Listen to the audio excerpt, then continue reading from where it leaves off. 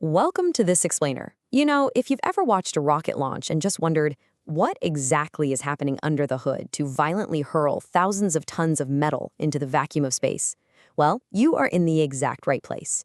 We're skipping the surface level stuff today and jumping straight into the actual engineering.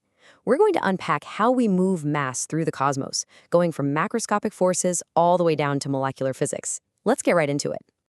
Real quick, here's our flight plan for today. We're kicking off with classifying space propulsion, moving into the Tsiolkovsky rocket equation, mapping out the dynamics of rocket nozzles, then mastering nozzle expansion, and finally getting down to the nitty-gritty with rocket thermochemistry. All right, Section 1, Classifying Space Propulsion. So when we look at how we actually move things through space, the options literally branch out everywhere. You've got your exotic concepts out on the edges, right? Things like photon rockets and solar sails. Then over on the other side, you've got electric propulsion, like ion thrusters and nuclear options. But if you zero in on the thermal branch, that's where you find the absolute heavy lifters, the solid and liquid chemical rockets. Think the Space Shuttle main engine. These are the beasts we actually rely on to fight Earth's gravity and get off the ground.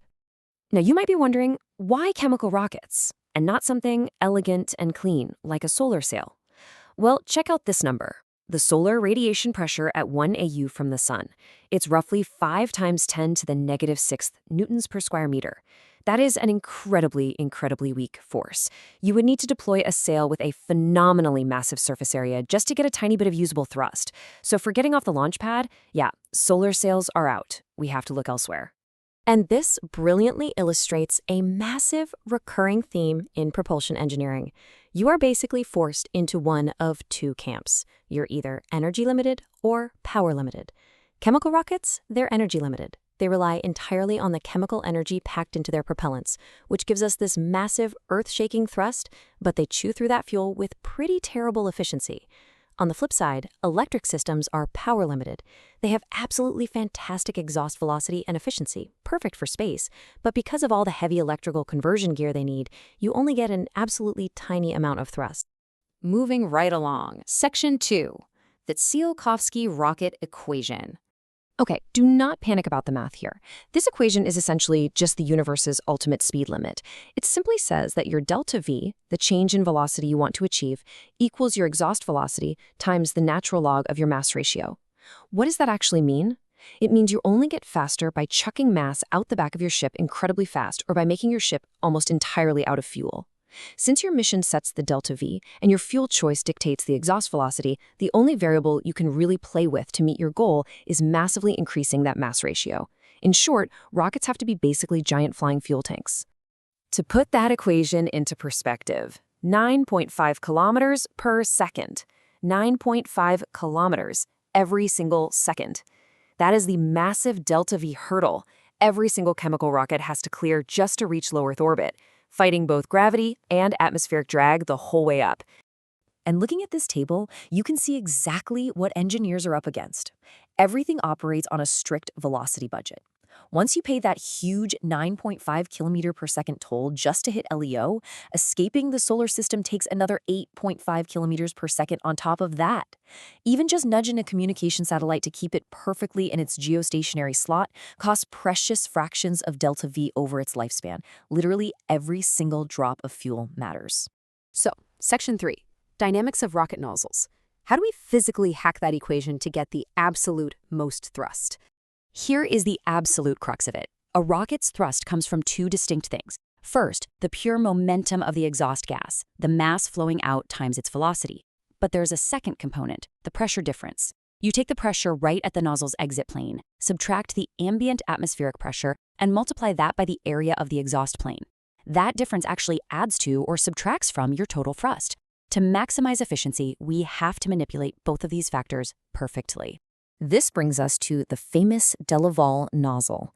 By looking at this convergent-divergent shape, we can visualize the invisible gas dynamics at play.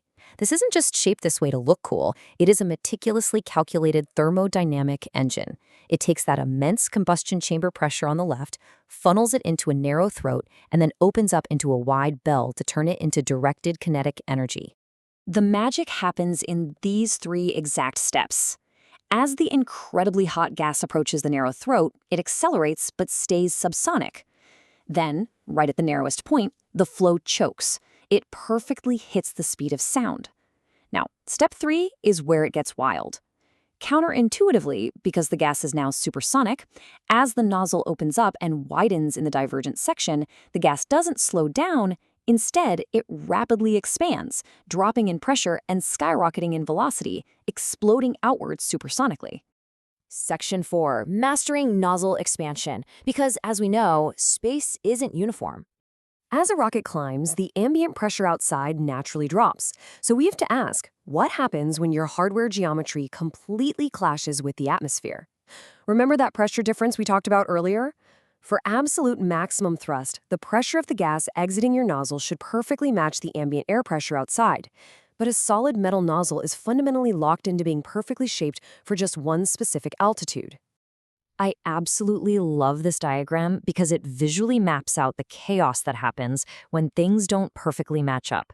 Ideally, the exhaust stream's perfectly straight out, but when the pressures fight each other, that exhaust stream violently reacts. It either pinches inward or balloons outward, spawning these invisible, highly destructive shock waves that completely wreck your aerodynamic efficiency.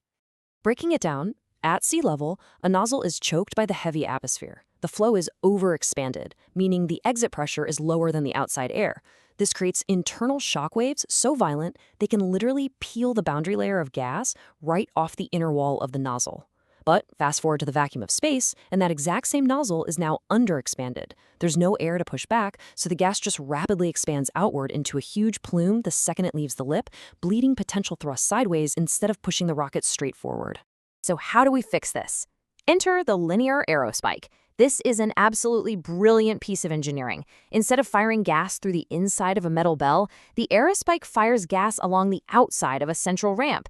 The genius here is that it uses the atmosphere itself as the outer invisible wall of the nozzle.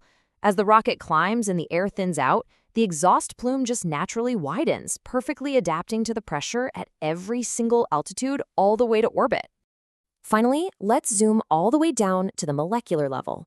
Section 5. Rocket thermochemistry. Going back to our rocket equation, we know we desperately need high exhaust velocity. Well, chemistry tells us we get that by burning extremely hot, high pressure, and, crucially, low molecular weight gas. You want the combustion chamber to be an absolute blazing inferno, because higher temp means more energy. But the mathematical models show that lighter molecules can actually be accelerated to much, much higher speeds using that same amount of thermal energy. Just look at this comparison. You've got hydrogen and oxygen giving us a fantastic specific impulse, which is basically our fuel efficiency, clocking in at 390 seconds.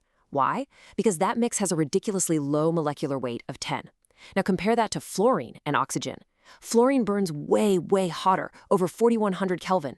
But the hydrogen and oxygen mix is highly efficient simply because of that low molecular weight. That is exactly why it was chosen as the fuel for the space shuttle main engines.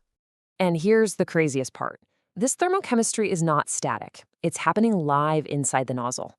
When the fuel burns, the sheer heat literally rips the molecules apart into individual atoms. Now, as they rush down the nozzle and cool off, engineers have to calculate, do they stay ripped apart? That's called frozen flow. Or do they have time to snap back together? That's equilibrium flow. If they manage to snap back together inside the nozzle, that chemical recombination actually releases a massive extra kick of heat energy, giving the exhaust one last shove. Predicting this invisible, microsecond chemistry is make or break for optimizing thrust. So, having zoomed all the way from massive booster categories down to atoms recombining in real time, I want to leave you with this final thought. We've seen today that chemical rockets are bound by some pretty strict, unforgiving laws of mass, pressure, and chemistry. They are powerful, earth-shaking workhorses, but they are incredibly fuel-hungry.